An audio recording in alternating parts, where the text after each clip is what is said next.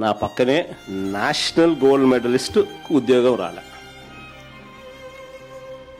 1:1 call letter కూడా పొందిన తర్వాత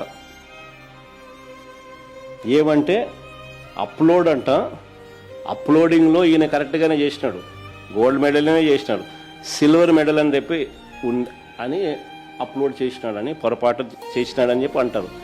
గోల్డ్ మెడల్ వచ్చినాడు సిల్వర్ మెడల్ ఎందుకు రాస్తాడయ్యా?